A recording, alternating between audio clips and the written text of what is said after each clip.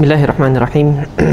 Innal hamdalillah nahmaduhu wa nasta'inuhu wa nastaghfiruh wa na'udzu billahi min syururi anfusina wa min sayyiati a'malina. May yahdihillahu fala mudhillalah wa may yudlil fala hadiyalah.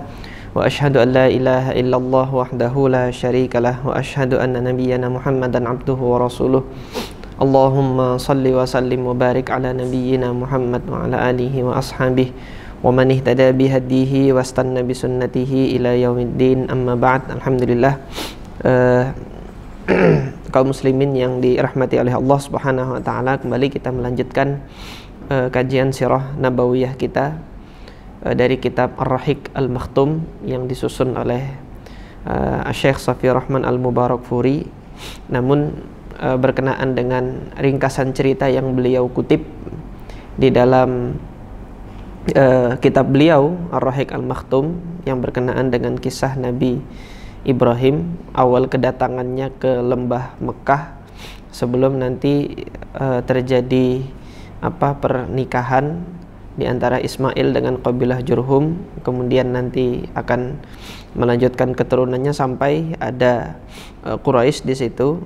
Maka Syekh Shafiyur Rahman Al-Mubarakfuri mengawali cerita sebelum kelahiran Nabi SAW dari cerita kapan pertama kalinya Nabi Ibrahim itu datang ke lembah Mekah itu kan. Nah, karena cerita yang dikutip oleh Syekh Shafiyur Rahman itu ringkas saja gitu kan, kita kemarin telah menyampaikan riwayat yang lengkapnya dari Sahih Al-Imam Al-Bukhari. Hanya saja riwayat yang barusan kita baca dan kita pelajari kemarin baru setengah dari riwayat kisah tersebut, yaitu ketika Ummu Ismail Hajar itu sudah mendapatkan mata air Zam-Zam dan beliau sudah meminumnya. Kemudian qabilah Jurhum, marrat bihim rufqatun min Jurhum, ada qabilah Jurhum datang, dan kemudian mereka melihat kok ada burung yang mengitari air tersebut, hingga mereka penasaran, kemudian dikirimkan utusannya sehingga didapati ada air di situ, dan qabilah Jurhum tersebut minta izin untuk meminum dari air tersebut kepada Ummu Ismail. Nah, kita akan melanjutkan kembali pembacaan riwayat ini dari Sahih Al-Bukhari. Jadi setelah orang-orang dari kabilah Jurhum tadi mendapati bahwasanya di lembah tersebut ada air yang mana sebelumnya belum ada air, orang-orang dari kabilah Jurhum ini tadi mendatangi Ummu Ismail. Mereka mengatakan, ata'dhanina lana an tanzila indaka, apakah engkau mengizinkan kami untuk kami ini berada di sini gitu kan. Qalat na'am, ya silahkan Anda berada di sini, bermukim di sini gitu kan. Tapi kata Ummu Ismail walakin la haqqa lakum fil ma', tapi kalian tidak bisa memiliki dan berhak terhadap air ini atau sumber air ini. Kalian silahkan minum dari air ini, tapi kalian tidak menguasai air ini gitu kan. Artinya yang pemilik air ini adalah kami gitu, yaitu keluarganya Nabi Ismail alaihi salatu wassalam. Qalu na'am, ya kami bersedia ini. Qala Ibnu Abbas, maka Abdullah bin Abbas yang menuturkan cerita ini mengatakan dari Nabi sallallahu alaihi wasallam, qala an-nabiyyu sallallahu alaihi wasallam, fa'alfa dzalika Ummu Ismail wa hiya tuhibbu al-unsa. Maka di situ kemudian Ummu Ismail mendapati ada orang-orang semakin hari semakin berdatangan, yang mana sejatinya Ummu Ismail itu adalah seorang yang tuhibbul unsa. Unsa itu ya kan ins, manusia, senang untuk bersosialisasi itu loh, kalau kita mau menerjemahkannya ke dalam bahasa kita.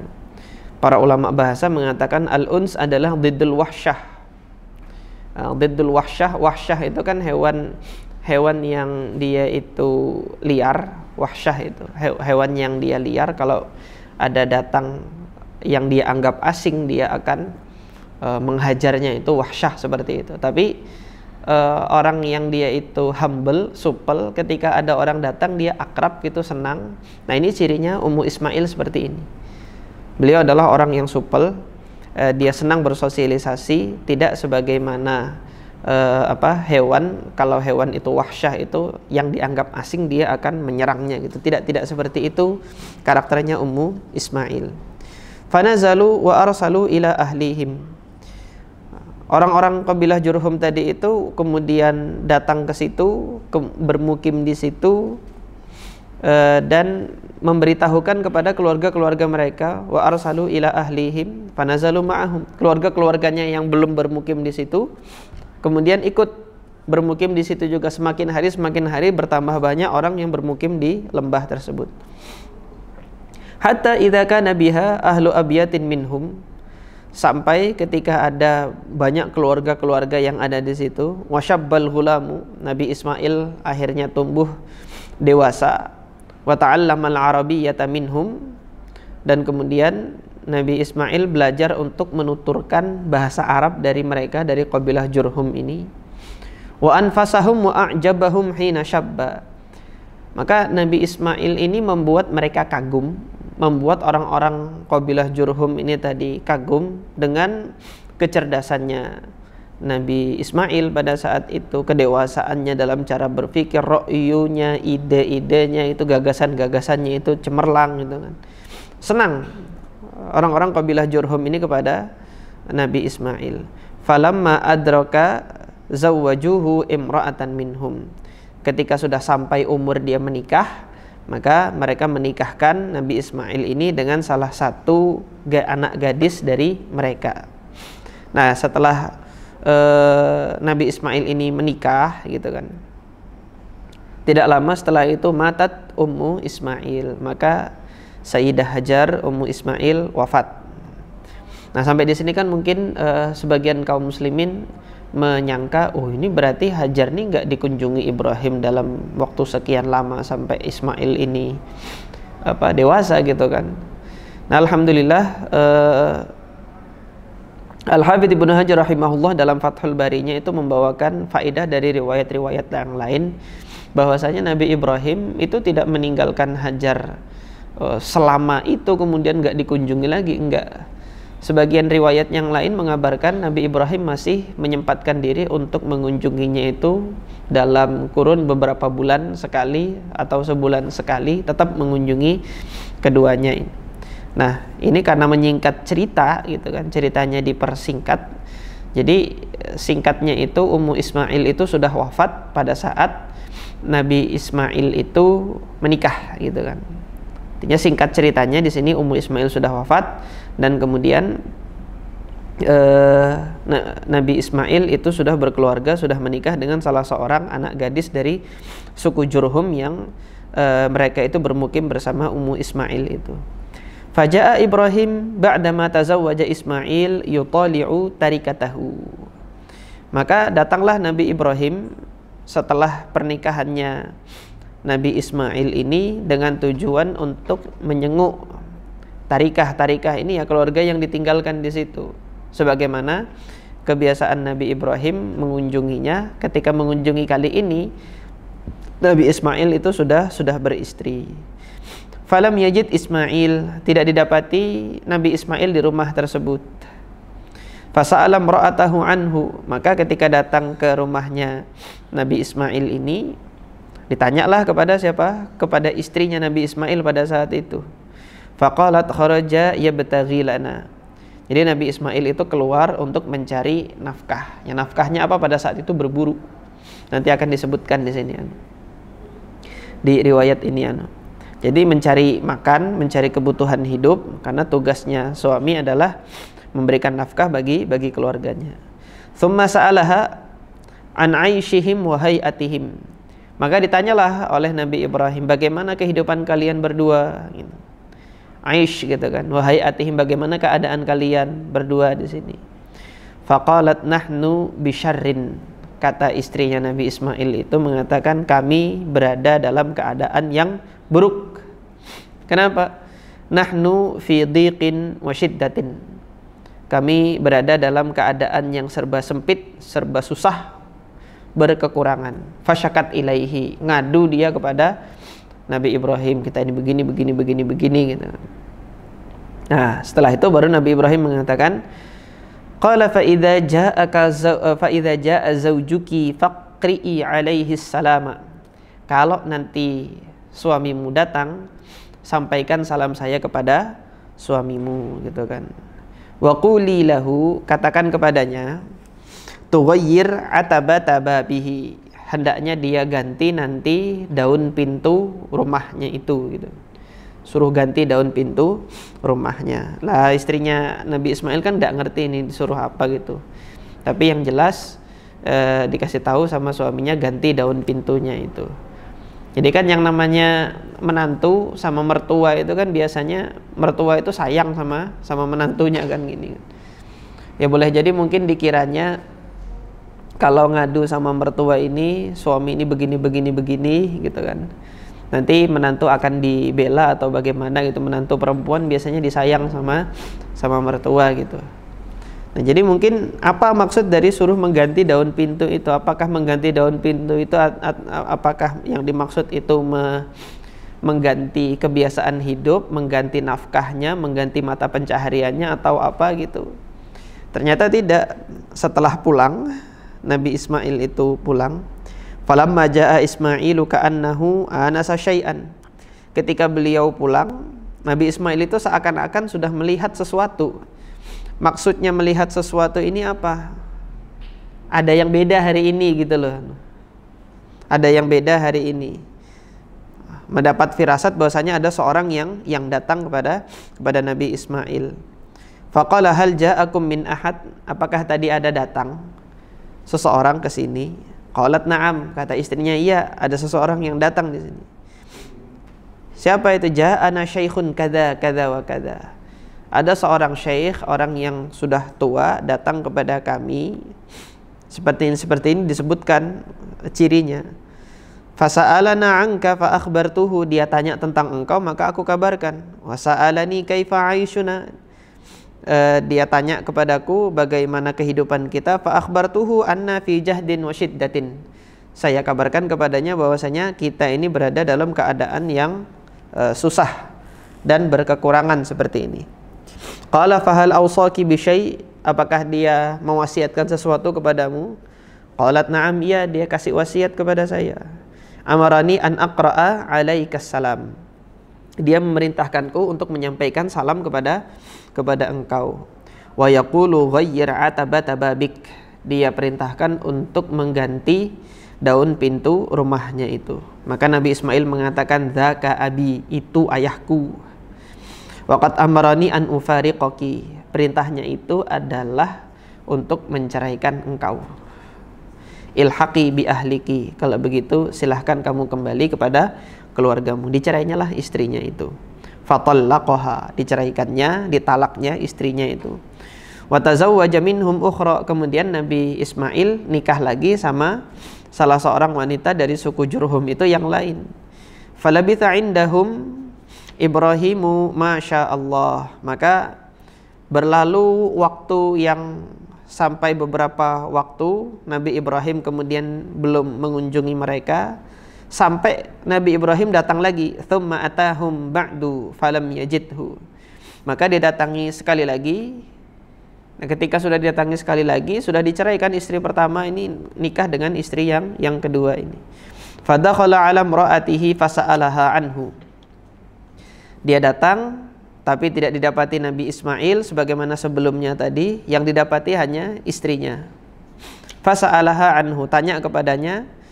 Faqalat, maka dikatakan, kharaja yabtaghi lana, lagi keluar, beliau sedang keluar, suamiku sedang keluar untuk mencari makan, mencari nafkah bagi kami. Qala kaifa antum, gimana keadaan kalian, kata Nabi Ibrahim. Wa sa'alaha an 'aishihim wa hay'atihim, ditanya tentang bagaimana kehidupannya, keadaannya. Faqalat nahnu bi khairin wa sa'atin, kami berada dalam kebaikan dan dalam keluasan. Wa athnat 'ala Allah, dan selalu memuji Allah Subhanahu wa taala, mengatakan alhamdulillah, kami ini dalam keadaan baik, berkecukupan, bahkan luas keadaan hidup kami ini.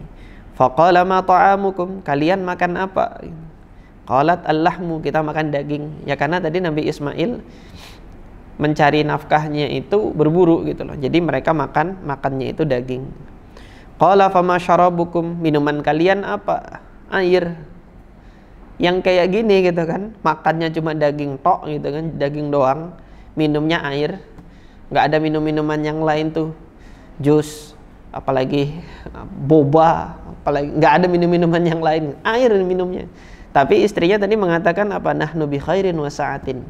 Kami dalam keadaan yang baik dan kami dalam keadaan berkecukupan, alhamdulillah. Sa'ah itu luas, merasa luas, artinya puas, qanaah, menerima dengan apa yang Allah Subhanahu wa taala takdirkan. Maka mendengar ucapan menantunya yang seperti ini, Nabi Ibrahim kemudian mengatakan apa? Allahumma barik lahum fil lahmi wal ma'. Ya Allah, berkahilah mereka itu dalam daging dan air. Nah, oleh karena itu di sini sebagian ulama mengabarkan bahwasanya daging kalau dimakan di Mekah dan air kalau diminum di Mekah itu orang nggak akan mendapati kesusahan gitu lah. Nah, jadi Mekah kalau orang makan daging nggak ada yang kolesterol itu ada doa dari Nabi Ibrahim alaihi salatu wassalam. Tapi nanti sudah di luar Mekah lain lagi ceritanya. Kalau nanti orang kebanyakan makan daging cenut-cenut kepalanya itu lain lagi dia ceritanya. Nah, jadi berdasarkan doanya ini kalau dia di Mekah gitu kan, daging itu justru berberkah bagi tubuhnya itu. Qala Nabi sallallahu alaihi wasallam wa lam yakun lahum yauma idzin habbun. Rasulullah sallallahu alaihi wasallam menceritakan pada saat itu makanan mereka tuh belum ada dalam bentuk biji-bijian. Jadi biji gandum tuh belum ada. Ya Mekah gersang, apa yang bisa didapat di situ. Walau kana lahum da'a lahum fihi, kalau mereka itu makanannya ada yang berupa biji-bijian, mesti Nabi Ibrahim juga akan mendoakan biji-bijiannya juga diberkahi gitu loh. Nah, ini yang diceritakan oleh Nabi Muhammad SAW, kemudian disampaikan kembali oleh Abdullah ibnu Abbas tentang kisahnya Nabi Ibrahim ini. Nah, sampai di sini mungkin kita akan menarik sedikit pelajaran atau kesimpulan di sini kan. Ini ada dua contoh istri, yang satu bersyukur dengan keadaan apapun dia bersama dengan suaminya, yang satu istri yang serba mengeluh dengan keadaan yang dia dapati bersama dengan suaminya. Nah, berdasarkan dalil ini, apakah nanti kalau istri itu senang ngeluh itu langsung diceraiin gitu kan? Nggak, ini sunnahnya Nabi Ibrahim terhadap Nabi Ismail. Sementara sunnahnya Nabi Muhammad SAW, fastausu bin nisa'i khaira. Aku wasiatkan kepada kalian terhadap istri-istri kalian itu dengan baik, perlakukan mereka dengan baik. Fa innaha khuliqat min dila'in. Dalam hadis yang lain, redaksi yang lain, Nabi SAW mengatakan bahwasanya wanita itu terbuat dari tulang rusuk. Nah, ini khuliqat min dila'in itu, tulang rusuk ini adalah kiasan. Dia adalah kiasan, bukan nanti diartikan bahwasanya tulang rusuk ini tulang rusuk Nabi Adam, enggak. Belum ada riwayat yang sahih yang saya dapatkan, tapi nanti kalau teman-teman sekalian dapat riwayat yang sahih, tolong kabarkan saya gitu. Belum pernah saya dapatkan riwayat yang sahih yang menyatakan bahwasanya Hawa itu diciptakan dari tulang rusuknya Nabi Adam. Tapi yang ada informasi tentang itu adalah di kitab-kitab Ahlul Kitab, yang mana khobar itu adalah khobar Israiliyat, khobarnya Bani Israel. Akan tetapi sabda Nabi SAW pada saat beliau mengatakan khuliqat min dila'in, ini adalah kiasan bahwasanya perempuan itu bengkok. Fa idza dhahabta tuqimuha kasartaha. Kalau kamu berupaya untuk meluruskannya, kamu justru akan mematahkannya gitu. Tapi kalau kamu biarkan dia bengkok, maka dia akan bengkok seperti itu. Maka fastausu bin nisa'i khaira. Maka ambil wasiat saya ini untuk memperlakukan istri-istri kalian itu dengan baik. Ini wasiatnya Nabi SAW. Nah, sementara syariatnya Nabi Ibrahim, kemudian yang diajarkan kepada anaknya yang seperti ini, tidak ada kebaikan bagi istri yang seperti ini, maka ceraikan seperti itu, ceraikan. Nah, sunnahnya Nabi Muhammad nanti didik itu istri gitu. Kalau begini, maka ini merupakan satu peluang bagi suami untuk bisa sabar menghadapi istri yang seperti ini. Nah, sekarang kita lihat ada contoh dari istri yang qanaah bersama suaminya meskipun keadaannya berkekurangan, tapi selalu mengatakan kami fi sa'ah, kami fi khair, kami dalam keadaan yang baik. Nah, maka akibatnya dari itu apa? Allah Subhanahu wa taala menambahkan keberkahannya pada saat seseorang itu semakin bersyukur kepada Allah Subhanahu wa taala. Nah, ini singkatnya pelajaran. Kemudian secara fikih di sini hal ini yang menunjukkan bahwasanya menantu itu adalah mahram bagi ayah mertuanya. Menantu wanita itu adalah mahram bagi ayah laki-lakinya. Di sini kan ketika datang suaminya nggak ada, ayah mertua itu bisa berbicara berdua dengan menantunya. Ini menunjukkan bahwasanya ayah mertua itu mahram bagi menantu perempuan gitu. Jadi seperti itu Nah, kita lanjutkan kembali kisahnya. Qala fahuma la yakhlu alaihima ahadun bighairi Makkah illa lam yuwafiqhu. Maka kedua-duanya ini gitu kan, tidaklah seseorang nanti yakhlu alaihima lewat dari keduanya itu. Nah, tadi singkatnya maknanya dari ucapan ini, selain di Mekah tidak ada yang bisa hidup hanya dengan air dan daging saja gitu kan. Tidak ada yang bisa hidup hanya dengan air dan daging saja kecuali penduduk Mekah. Nah, ini disampaikan oleh Abdullah ibnu Abbas, dan ini merupakan barokah dari doanya Nabi Ibrahim tadi. Qala fa idza jaa zawjuki faqri'i alaihi salam. Nanti kalau datang suamimu, sampaikan salam saya kepada suamimu. Wa murihi yuthbit atabata babihi. Perintahkan kepadanya untuk menjaga agar tetap jangan diganti-ganti daun pintu rumahnya itu. Falamma jaa Ismail qala hal atakum min ahad. Kata Nabi Ismail, apakah ada yang datang tadi sebelumnya? Qalat na'am, ya. Ada yang datang. Atana syaikhun hasanul hay'ah. Ada seorang syekh yang datang yang keadaannya itu sangat baik gitu kan. Tutur katanya baik, penampilannya itu baik. Enak untuk dilihat pokoknya seperti itu. Wa athnat alaih. Dia memuji-muji syekh tersebut gitu kan. Beda dengan istri yang pertama tadi, ada datang syekh nggak dikenalnya, nggak taunya dia mertuanya sendiri gitu kan. Lah ini datang syekh nggak ngasih tahu kalau dia mertuanya gitu kan, justru senang ketika melihatnya, merasa terayomi, merasa ini seperti ayahnya sendiri gitu. Fasa'alani anka fa akhbartuhu, dia tanya tentang engkau, ya saya kabarkan. Fasa'alani kaifa aishuna fa akhbartuhu anna bi khair. Dia tanya kepada kita bagaimana keadaan kehidupan kita, maka saya sampaikan kita dalam keadaan yang baik ini. Qala fa awsaki bi syai', ada wasiat yang dia berikan kepada engkau? Qalat na'am, ya ada wasiat. Huwa yaqra'u 'alaikas salam. Dia menyampaikan salam kepada engkau. Wa ya'muruka an tuthbita atabata babik. Dia memerintahkan engkau untuk tetap menjaga daun pintunya, jangan diganti-ganti. Maka Nabi Ismail mengatakan, qala dzaka abi, dia adalah ayahku. Wa anti al-atabah, kamu itu daun pintunya. Wa amarani an umsikaki, beliau memerintahkanku untuk menjaga dirimu, untuk tetap memelihara dirimu, menjaga dirimu, untuk menjadi pendamping hidupku. Nah, ini sampai di sini pelajarannya tadi adalah fadilah atau keutamaan bagi seorang istri itu yang qanaah bersama dengan suaminya, tidak sering ngeluh sama suaminya. Yang demikian Allah Subhanahu wa taala akan semakin menambahkan keberkahan nanti di rumah tangga tersebut.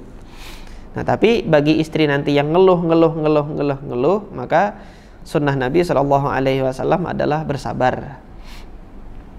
Bersabar untuk menghadapinya. Nah, guru saya Syekh Anis Tahir Al-Indonesi dahulu pernah mewasiatkan kepada kami di majelisnya itu, kejelekan-kejelekan yang ada pada diri pasangan, dalam hal ini istri gitu kan, hendaknya para suami itu bersabar, kecuali nanti dalam perkara satu, kalau istri sudah murtad, nah itu baru silahkan gitu kan. Kemudian yang kedua, istri melakukan fahisyah yaitu perbuatan selingkuh, perzinaan dengan laki-laki lain, sudah itu nggak ada kebaikan pada diri istri yang demikian, maka itu silahkan dilepas itu kan. Silahkan dilepas. Nah, selain dari itu gitu kan, hendaknya bersabar. Mau diomelin gimana sama istri, bersabar gitu kan. Mau yang bagaimana nanti istri, bersabar, tapi kemudian sambil memberikan bimbingan.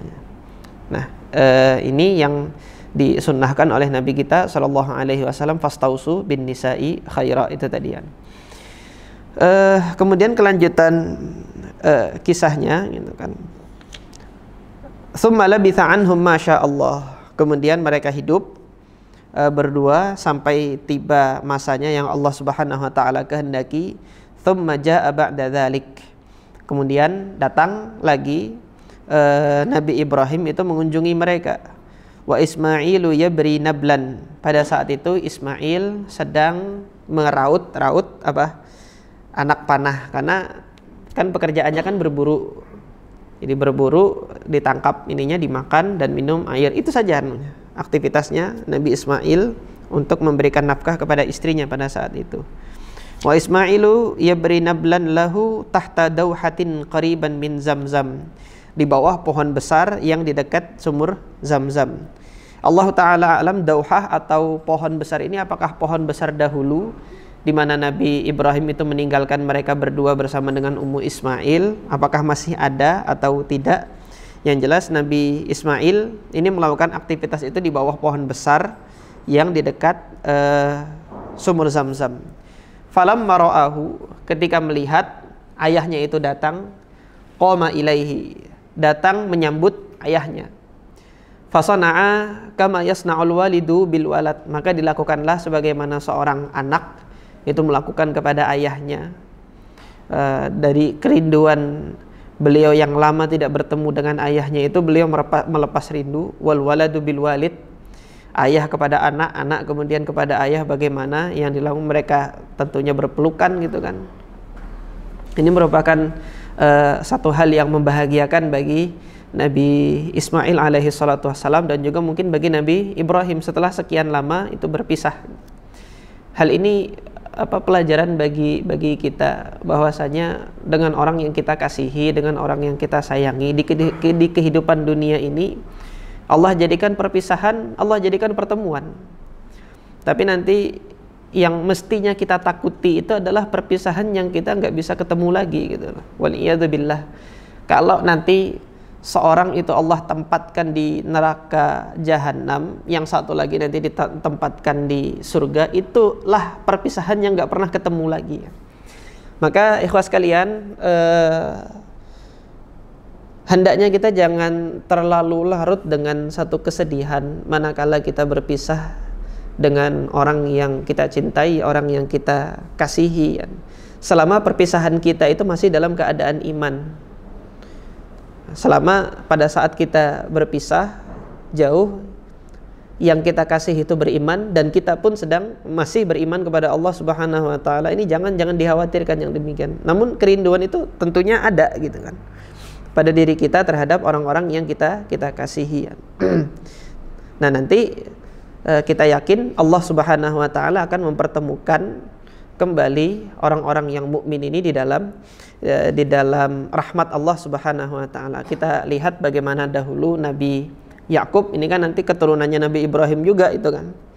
Ketika berpisah lama dengan putranya Yusuf itu. alaihimassalam, Allah Subhanahu wa taala pertemukan lagi keduanya itu. Allah pertemukan lagi keduanya masih dalam ketaatan, masih dalam ketauhidan.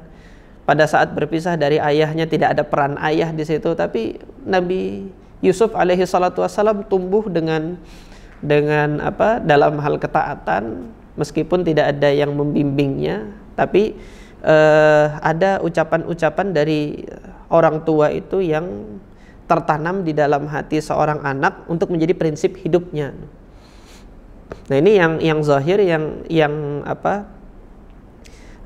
terlihat di sini, meskipun Nabi Ismail itu peran ayahnya itu kita lihat tidak terlalu banyak kan dalam dirinya itu. Namun ada kata-kata ayahnya, walaupun bertemunya itu sebentar, itu meninggalkan pesan yang mendalam bagi Nabi Ismail. Ini kita bisa lihat di surah As-Saffat ketika Allah menguji Nabi Ibrahim untuk menyembelih Nabi Ismail. Ini yang menunjukkan kalau Nabi Ismail itu Nabi Ibrahim sudah pernah bertemu dengan Nabi Ismail sebelum Nabi Ismail itu menikah dengan anaknya. Jadi kisah ini disampaikan singkat kan. Apa kata Nabi Ibrahim di situ? Aku melihat di dalam mimpi, aku diperintahkan oleh Allah untuk menyembelihmu. Bagaimana menurutmu nak? Gitu kan. Ada kata-kata yang seperti itu. Ini kan adalah kata-kata dialog untuk melakukan ketaatan kepada Allah Subhanahu wa taala. Disitulah kemudian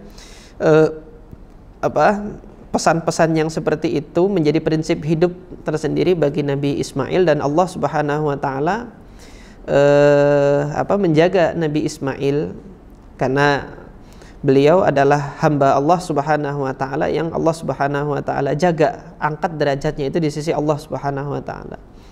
Nabi Yusuf, apa yang menjadikan beliau itu bisa berprinsip, dia tidak mengeluh meskipun cobaan yang dihadapinya seperti itu, yang menyakitinya, menzaliminya saudaranya sendiri, dibuang, setelah dibuang diangkat dari sumur, masalah nggak selesai, malah jadi budak gitu, tapi tetap tegar. Kenapa? Nah, maka kita lihat nanti di surah Yusuf itu, sebelum kejadian itu terjadi, Nabi Yakub mengatakan kepada Nabi Yusuf, wa kadzalika yajtabika rabbuk, demikianlah Rabbmu itu memilih engkau menjadi hamba pilihan. Jadi hamba pilihan itu bukannya hamba yang mudah menyerah dengan kesulitan hidup. Hamba pilihan itu bukan hamba yang mudah menyerah kalau diberikan tantangan-tantangan kehidupan gitu. Tapi dia hadapi dan dia selesaikan permasalahan itu. Nah, demikianlah seharusnya seorang hamba pilihan itu. Maka itu menjadi prinsip hidup tersendiri bagi Nabi Yusuf alaihi salatu wassalam. Kita kembali lagi kepada ceritanya. Tsumma qala, ketika sudah bertemu tadi ya, Nabi Ibrahim bertemu dengan Nabi Ismail. Qala ya Ismail, wahai Ismail, innallaha amarani bi amrin, Allah memerintahkanku dengan suatu perintah. Qala fasna' ma amaraka rabbuk, lakukanlah wahai ayah apa yang Allah perintahkan kepada engkau. Qala tu'inuni, kamu mau menolongku gitu kan. Qala wa u'inuka, aku akan menolong engkau.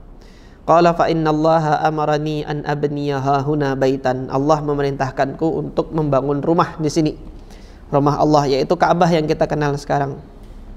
Wa asyara ila akamatin murtafi'atin ala ma haulaha, ditunjuk kepada daerah yang sedikit seperti bukit meninggi itu, di situ akan dibangun Ka'bah. Qala fa inda dzalika rafa'a al-qawa'ida minal bait, maka pada saat itu diangkatlah qawaid itu, sudut-sudut tiang dari rumah Allah itu diangkat, didirikan dan ditinggikan.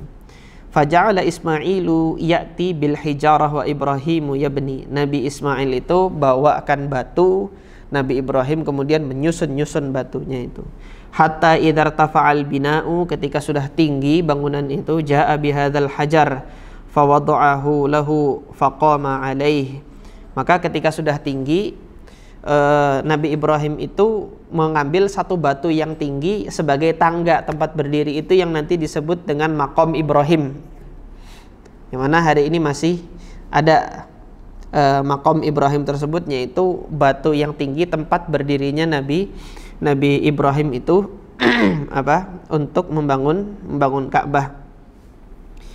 Ja'a bihadzal hajar fa wada'ahu lahu faqama alaihi wa huwa yabni wa Ismailu yunawiluhu al-hijarah.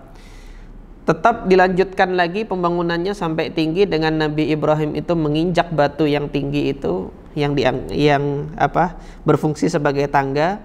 Nabi Ismail yunawiluhu al-hijarah,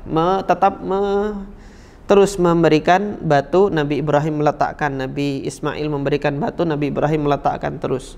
Wahuma yaqulani, setiap kali meletakkan batu itu, setiap kali menyerahkan batu itu, kedua-duanya mengatakan Rabbana taqabbal minna innaka antas sami'ul alim. Itu yang Allah abadikan di dalam Al-Quran surah Al-Baqarah ayat 127.